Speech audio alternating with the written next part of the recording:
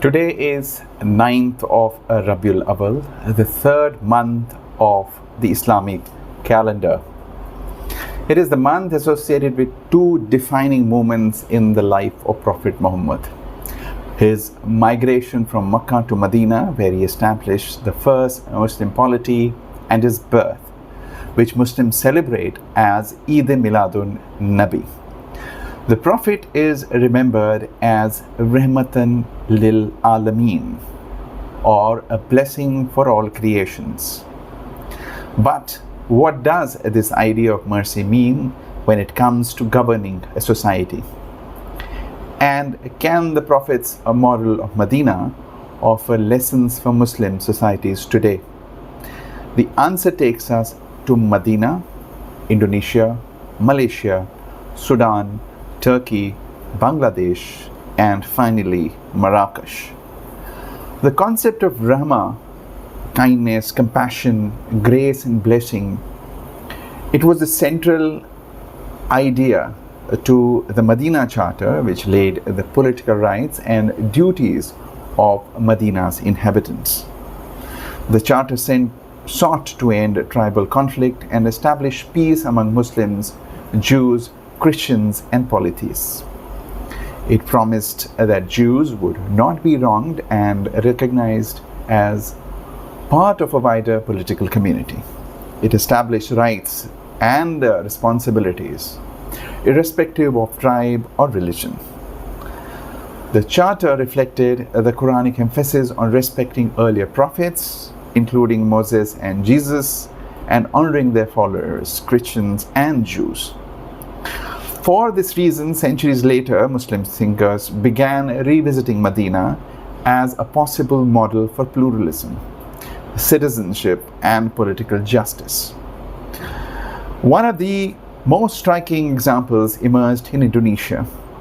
The world's largest Muslim majority country adopted Pancasila, or the five principles of state ideology, as the foundation of its foundation as a multi-religious state. Indonesian Muslim leaders argued that Pancasila could reflect the essence of Islam in a plural society, and compared it with the Medina Charter.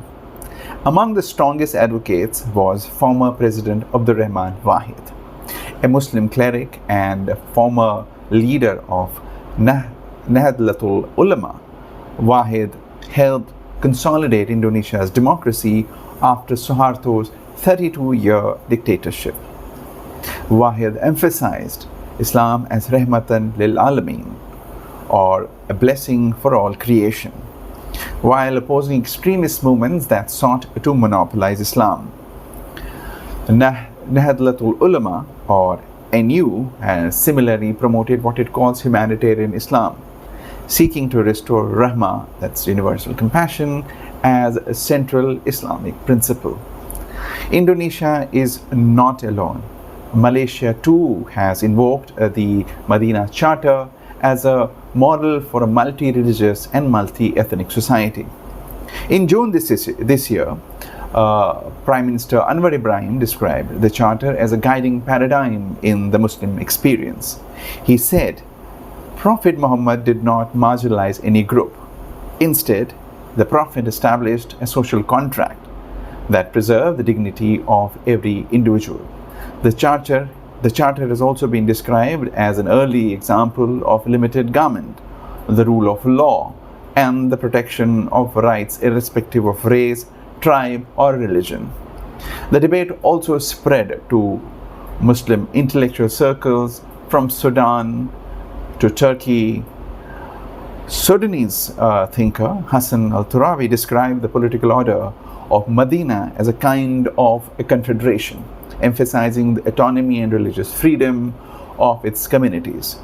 In Turkey, scholar Ali Bulak studied the Medina Charter for decades. He argued that its plural political structure could contribute to contemporary debates about Islam and democracy.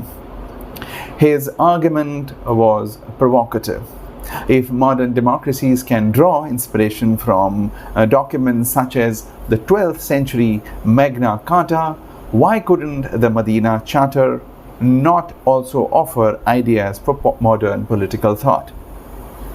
The idea traveled further east. In 2014, Bangladesh's then Prime Minister Sheikh Hasina said she would govern according to the Medina Charter and the Prophet's last sermon just before he passed in the 7th century. Bangladesh's constitution lists secularism as a fundamental principle.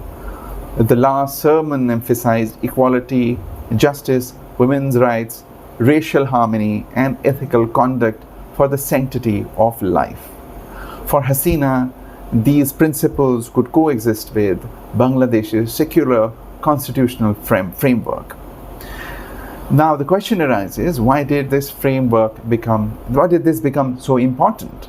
Because the Muslim world has over the last few decades witnessed the rise of political violence carried in the name of religion. Key events of the late 20th century, from Iranian Revolution to the Soviet invasion of Afghanistan and the siege of Makkah in 1979, helped create a chain reaction that eventually contributed to the rise of transnational terrorist organizations. Violence in the name of religion also fueled Islamophobia. The question therefore became, what understanding of Islam could challenge extremism? One answer came from Medina. Taking inspiration from a Medina model, in January 2016, Morocco's King Mohammed VI hosted Muslim scholars from around 120 countries. The purpose was to reaffirm the principles of the Medina Charter. The gathering produced the Marrakesh Declaration. It called on Muslim-majority countries to protect religious minorities and explicitly invoked the Medina Charter of the Prophet Muhammad. It called for the protection of the rights and liberties of all religious communities.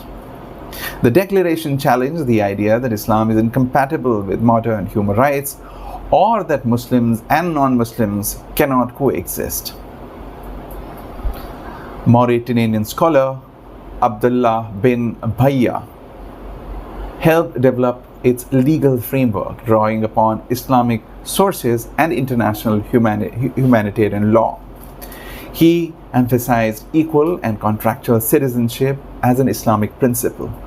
So, from 7th century Medina to Indonesia's Panchila to Malaysia, Sudan, Turkey, Bangladesh, and Marrakesh, the Medina Charter has repeatedly been revisited as a source of ideas about pluralism, citizenship, religious freedom, and political justice.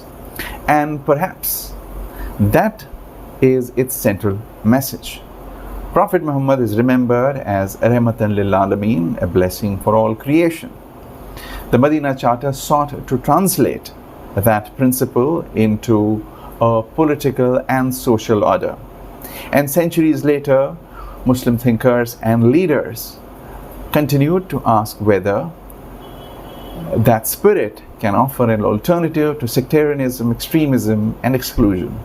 The question, therefore, is not simply what happened in Medina, it is what can the idea of Medina mean for a plural world today. Because the story of the Medina Charter did not end in Medina. It traveled from Medina to Indonesia, Malaysia, Sudan, Turkey, Bangladesh, and Marrakesh. And its enduring question remains, can Rahmah, or mercy, compassion, and justice become foundation of how diverse societies live together? Thank you very much. If you like this video, please do comment and share this video widely. Thank you so much.